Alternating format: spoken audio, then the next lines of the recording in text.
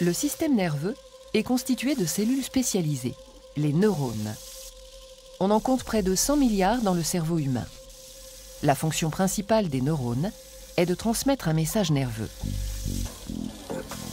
Chaque neurone possède un corps cellulaire enfermant un noyau comme la plupart des cellules de notre organisme, de nombreux prolongements cytoplasmiques récepteurs, les dendrites, véritables antennes, et un prolongement particulier appelé axone ou fibre nerveuse. C'est au niveau de cette fibre que le message nerveux va se propager. Un nerf comprend les axones de nombreux neurones. Le message nerveux est l'ensemble des informations qui transitent de cellules nerveuses en cellules nerveuses. Ce message est de nature électrique le long d'un neurone. Il se propage toujours dans le même sens, des dendrites vers la terminaison nerveuse en passant par le corps cellulaire et l'axone. Revenons au parcours du message nerveux. Lorsque le signal électrique parvient à l'extrémité de l'axone d'un neurone ou terminaison nerveuse, il rencontre un espace appelé fente synaptique qui l'empêche de se propager à un autre neurone.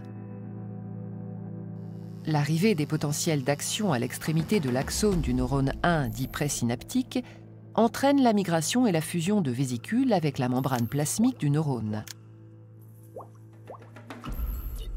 Cette fusion libère les molécules enserrées dans les vésicules, appelées neurotransmetteurs. Ces neurotransmetteurs viennent se fixer aux récepteurs membranaires situés à la surface du neurone 2 ou neurone postsynaptique.